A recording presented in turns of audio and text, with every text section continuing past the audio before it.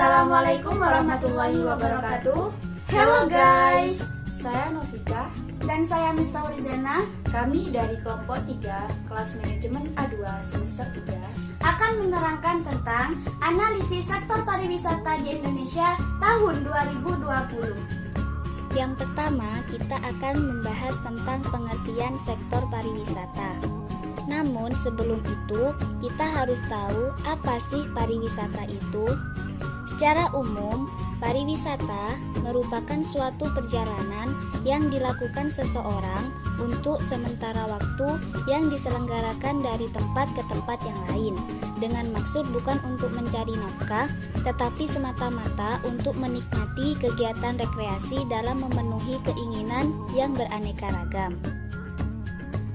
Selanjutnya, sektor pariwisata merupakan sektor yang potensial untuk dikembangkan sebagai salah satu sumber pendapatan daerah. Sektor pariwisata juga berpengaruh terhadap perekonomian di suatu daerah tujuan wisata. Yang kedua, apa sih tujuan dan manfaat pariwisata itu? Tujuan pariwisata antara lain: yang pertama, memperkenalkan, mendayahgunakan, melestarikan dan meningkatkan mutu objek dan daya tarik wisata. 2. Memupuk rasa cinta tanah air dan meningkatkan persahabatan antar bangsa. 3. Meningkatkan kesejahteraan dan kemakmuran rakyat. 4. Mendorong pendayagunaan produksi nasional. 5. Memperluas dan memberikan lapangan pekerjaan. Jadi, penjelasan di atas dapat disimpulkan bahwa penyelenggaraan kepariwisataan tujuannya dapat melestarikan objek wisata, memberikan lapangan pekerjaan sehingga dapat meningkatkan kesejahteraan masyarakat dan pendapatan nasional, serta mendayagunakan produksi dalam negeri. Kemudian, manfaat dari pariwisata salah satunya yaitu: yang pertama, sektor pariwisata dapat menyerap tenaga kerja yang bisa meningkatkan pendapatan dan juga kesejahteraan penduduk. Kedua, terpeliharanya juga kelestarian lingkungan hidup serta kebudayaan nasional, karena dengan adanya pariwisata tersebut, masyarakat itu akan selalu menjaga keutuhan serta kelestarian dari objek wisata. Lalu, apa tujuan dari pengembangan sektor pariwisata itu?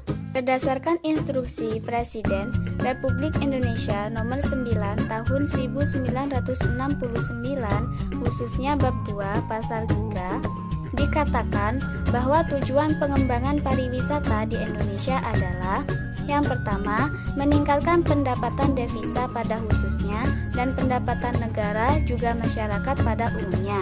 Yang kedua, memperkenalkan dan mendayagunakan keindahan alam dan kebudayaan Indonesia. Dan yang ketiga, meningkatkan persaudaraan nasional dan internasional.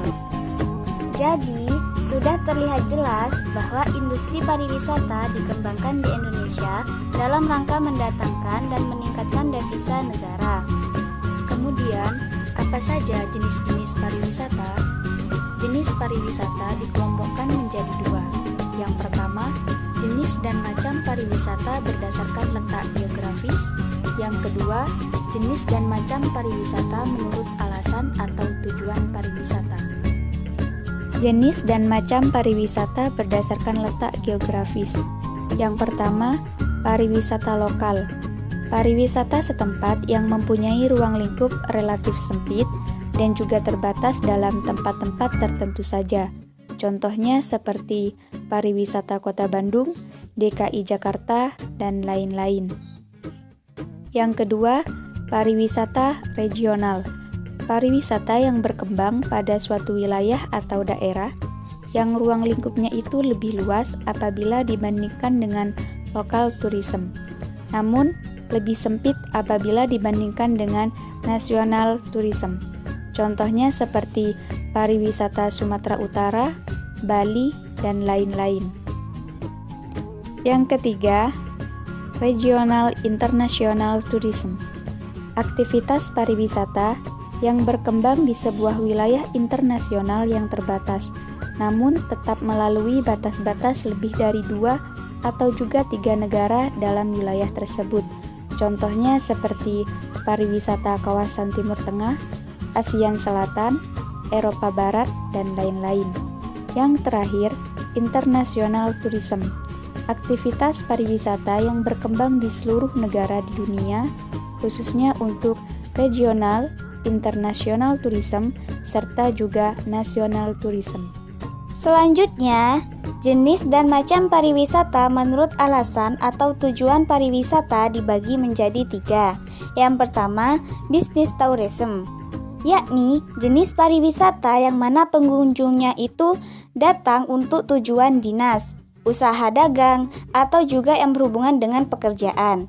Yang kedua, vocational tourism, yakni jenis pariwisata yang mana kebanyakan orang-orang yang melakukan perjalanan wisata ini terdiri dari orang-orang yang sedang berlibur atau menikmati waktu luang. Dan yang ketiga, educational tourism, yakni jenis pariwisata yang mana pengunjungnya itu melakukan perjalanan untuk tujuan mempelajari sesuatu pada bidang ilmu pengetahuan. Nah, lalu bagaimana sih kondisi sektor pariwisata di masa pandemi COVID-19 ini?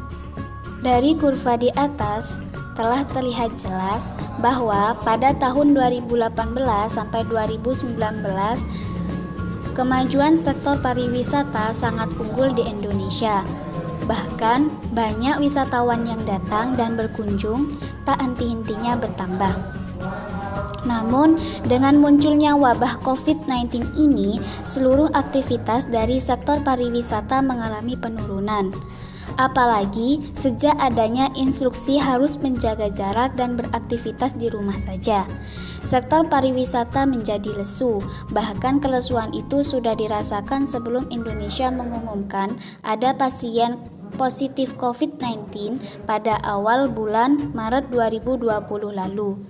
Sehingga pada tahun 2020 sektor pariwisata mengalami penurunan. Lalu, bagaimana strategi sektor pariwisata Indonesia bangkit usai COVID-19?